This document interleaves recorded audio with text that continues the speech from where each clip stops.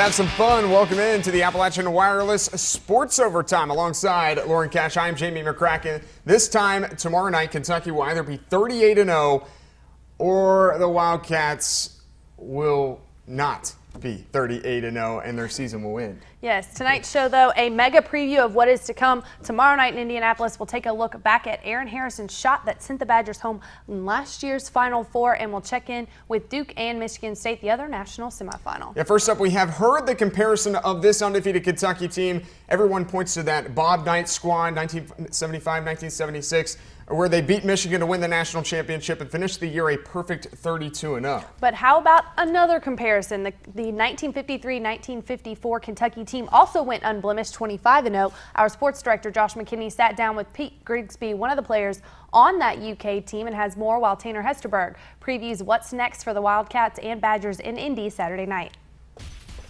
Kentucky has been the biggest story of this college basketball season, but now we're set to write the final chapter of that story. And Josh, the big question is, what if Kentucky, after all of this, does not finish the season undefeated and suffers a loss either against Wisconsin or in the championship game? That's the question, Tanner. I think a lot of Kentucky fans, if not every Kentucky fan, doesn't want to answer. After all the championships, the SEC regular season tournament championship, the records broken, all the wins, what if by some chance they fail? They don't win the national championship. Southeastern Conference regular season and tournament championships, the best start to a season in NCAA history, and 6 potential NBA draft picks. But what will it mean without title number 9? If they don't win it, they're not going to be talked about as a great team. I mean, it's just that simple. If they don't win the NCAA, they won't be talked about as a great team. They will be talked about as having a great season and potential. But, you know, unless you win, it just doesn't carry any credibility in the future. John Calipari, the players, and the fans will all be left asking, what if? Years later, you know, you look back and say, well, you know, I had a great team, but we didn't make it. Kentucky is the heavy favorite to win this year's national championship, meaning should that happen, it will have completed a perfect season in the process. I think they'll run the table. I really do. And I think they'll be known as one of the greatest teams around. But if they don't, then it'll be like Pitino's 97 team that lost in the finals to Arizona in overtime. It'll be like Joe B's team in the finals in 75 against UCLA. Who remembers the runners-up? And the Wildcats, as well as their fans, are hoping they will be remembered for more than just a great season. Now, obviously, Tanner, how this team is remembered years from now down the road depends on how they do this weekend, and it all starts Saturday night in the national semifinals versus the Wisconsin Badgers. Same situation as last year when Kentucky faced Wisconsin in the Final Four, and the same thing I'm excited about seeing tomorrow night. 2 contrasting styles. You have Kentucky, a team that loves to get up and down the floor, against Wisconsin, a team that's more half-court oriented, a very efficient half-court offense for the Wisconsin Badgers that could give that Kentucky defense some trouble. No team's offense is ranked higher than Wisconsin's in the Pomeroy ratings, but the Badgers will be playing against the country's best defense in Kentucky. Coach preaches, you know, the pump fakes and all that stuff all the time, and so we just got to play our game, do what we do all year, and you know, just attack this game just like we've attacked every other game, and not make it bigger than what it is. And usually, if we do our things well, we do all right. And the Cats have much respect for their opponent. Just a great team, and I mean they have a great coach also. It's a great program, so I think altogether you just have to respect the whole program as a general to make a team like that come together. I mean everything about them. They execute well, play tough defense. They have a great player inside, so it's gonna be tough to beat them tomorrow. Especially since 1 point separated the teams in last year's Final Four, and both teams are better this year. And Josh, it's also interesting contrasting the two programs. Kentucky gets a lot of guys that just stay for 1 year or 2 years before jumping to professional basketball. Wisconsin has 3 4-year type guys, including senior Frank Kaminsky, the AP Player of the Year. And then you have Coach Bo Ryan. He's crafty. He's one to keep an eye on. We'll see what kind of game plan he draws up for Kentucky. And something else that Coach Ryan does, a lot of these players are from the state of Wisconsin, Sure. something that Kentucky doesn't really have a lot of kids from the Bluegrass. But the thing is, no matter what, the team winning Saturday night is going to play for a national championship on Monday. For Tanner Hesterberg, I'm Josh McKinney from the Final Four in Indianapolis for Sports Overtime. All right, good stuff, Josh and Tanner. Thank you. Many think this is a rematch of last year's Final Four game, but if you go back and look at the box score, only 33 of the 74 points scored in that game came from current UK players. Regardless, though, the unbeaten Kentucky will take on Wisconsin again in the Final Four, and there's a lot on the line. The Badgers will try to ruin the perfection Kentucky has created. Tip-off set for 8:49 inside Lucas Oil Stadium in Indianapolis. The national broadcast is on TBS. The Teamcast/Homercast will be on TNT.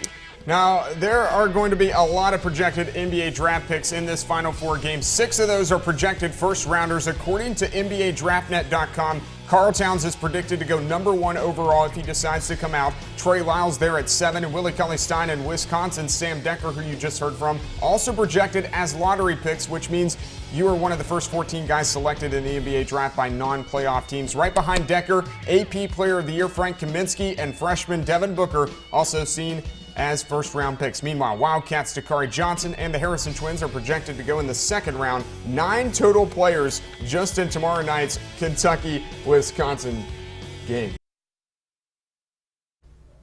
Last year's Final Four game with Kentucky and Wisconsin goes down as an epic classic. Down 2 with seconds to go, Aaron Harrison hits this dagger of a 3-ball with 5.6 seconds left on the clock, sending the Wildcats to the national championship. When it comes down to a one-possession game, the last possessions always seem so magnified. We'll ask Coach Calipari to make an opening statement, then we'll take questions for the student athletes. Another good game.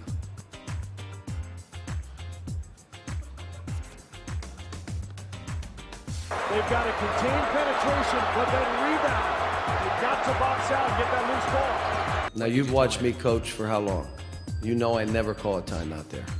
I want the kids to win the game. I don't need to be a hero. Andrew Harrison. Wrap around feed to the Coach said he wanted me to take the shot in. I think that gave me a lot of confidence. out to Andrew, off to Aaron. 8 seconds, 3 for the lead. Late in the game, they want to win. Different guys are making plays. And then you got Aaron, the assassin. This is the point where he always hits it. I don't know about the clutch gene thing. I like winning, and to hit that shot to if that's what I had to do to win, that's what I have to do. 8 seconds, 3 for the lead. Got it!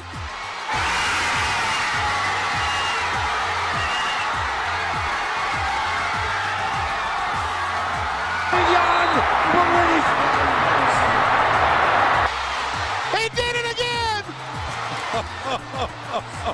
The deuce is loose. Timeout, Wisconsin with 5.7 to play. I'm just happy for my teammates, and I was happy because they were so excited, and I know they're excited for me, and I'm just happy that we won. First 3 he's taken, and Look how far out he was on that. But Wisconsin has been so conscious of penetration. Their whole game has been back off and play penetration. Yasser doesn't play the clock here. He backs off just a split second, and that gives Harrison. Wow. Will you ever go back and watch that whole game again? Sure, I watch all the games. There's always something you can learn, something you can do. Driving in, jumping for the win. No!